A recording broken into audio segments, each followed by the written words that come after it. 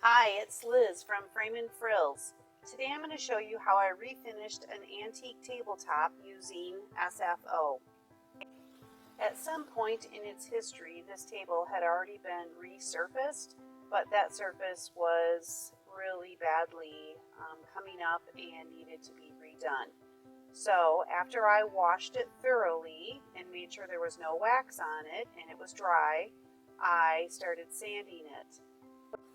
A couple of tips when sanding: don't push it down too hard and go slow and go with the grain. In order to not wind up with those sanding swirls that show up when the stain hits it, you need to go slow, be patient, and work your way up the grit one step at a time. So it took me a long time and I worked my way up to, I think the top one I did for this was a 120. If you use too fine a grit, it can close the grain of the wood and it won't receive the stain properly. And I have found the best way to condition the wood or open the grain to receive the stain is to actually just wipe it down with water.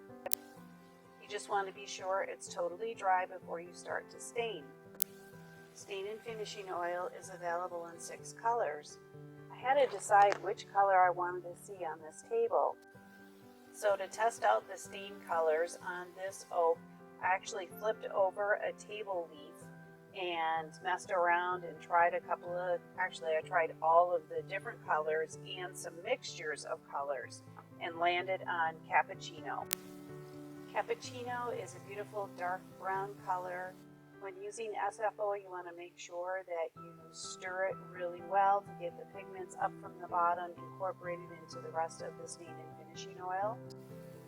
This is a great visual that shows the one raw wood, the one with the cappuccino already on it, white back, and the one where it's brushed on waiting to get wiped back. So after the one coat of cappuccino dried, I determined that was enough coloring that I wanted on the wood because I painted the legs of the table in a black milk paint and I wanted some contrast between the top and the bottom. So enough color, but I needed more sheen.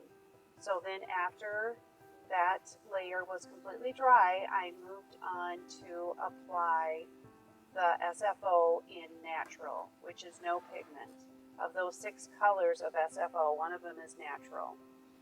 So super simple to apply SFO. It's very user friendly and forgiving.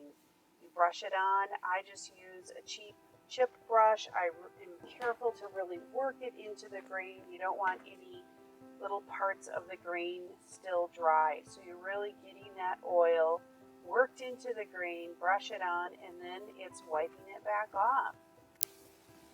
I leave it on the wood basically a couple of minutes, put it on. I did one leaf at a time or one section at a time. And then I like to use the paper shop towel rags, fold it up, and then just start wiping as it gets saturated. I flip it over and fold it until it's completely saturated. And then one thing you do want to note, SFO is a solvent-based product.